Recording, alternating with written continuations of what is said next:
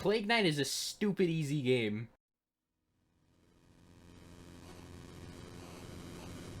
Plaguey Boy, the next adventure for Shovel Knight, released not too long after the base game. It shows us what Plague Knight was doing during Shovel Knight, and it's all for love.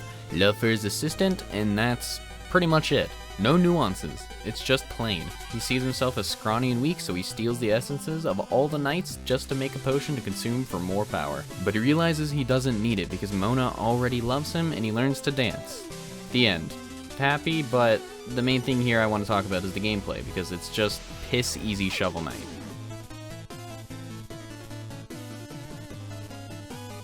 Take everything you know about Shovel Knight and burn it, because in Shovel Knight you have 3 moves and relics. In Plague Knight you have a bunch of relics that you can combo with, a second jump, a charge jump, and a throwable basic attack that can be augmented heavily. And overall an easier time getting anything. Need a traverse? Charge your jump and just go. No need for another enemy, just do it.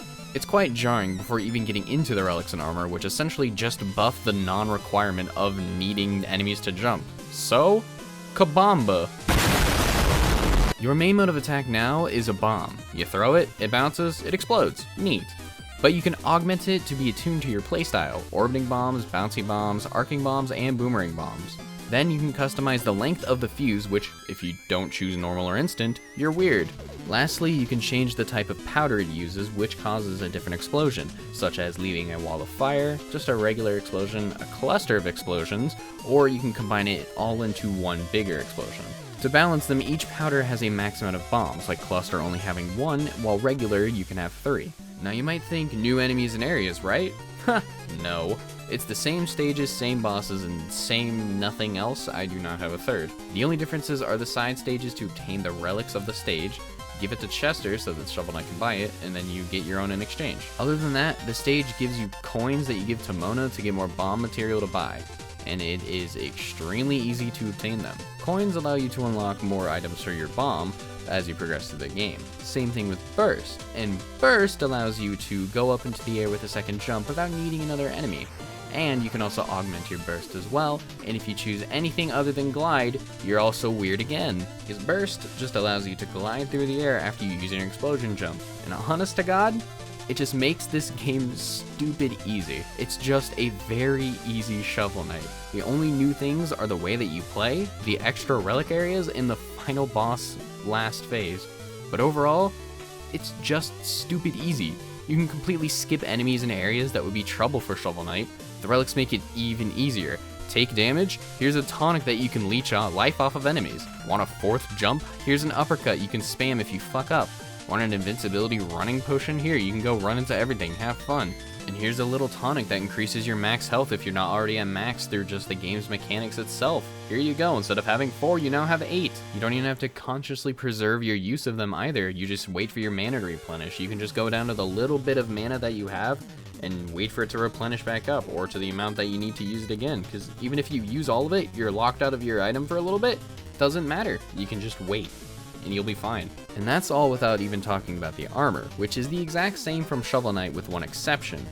Once you charge up your bomb charge, and you explode, you will now start bouncing off the walls. However, the rest are the same, so you put on a less knockback one, and you're golden. Unless you want to literally be golden. It doesn't matter, however, because you have a lot more movement than Shovel Knight ever has, and you can avoid a lot more, not really having any trouble obtaining items or reaching areas that Shovel Knight needed to bounce off of enemies to reach. 4 jumps and a glide while raining bombs from above. It's not like it takes too long to acquire any of it either.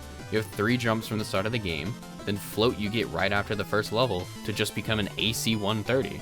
No new enemies either to take advantage of it. Even the enemies that would require more than average thought in Shovel Knight, you can just throw bombs at, stun them, and then murder them.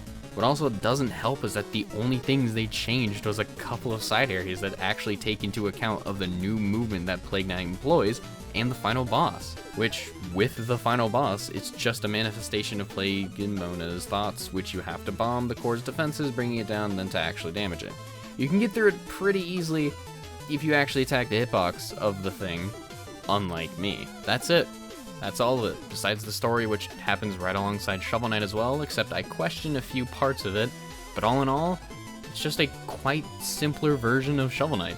that uses a different character from the universe, and it suffers from not having its own areas for the new system of attacking and movement.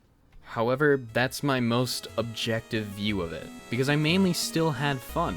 It's not held back by it enjoyment-wise, it just felt like I was playing Kirby. So, 7 out of 10, Kirby Shovel Knight.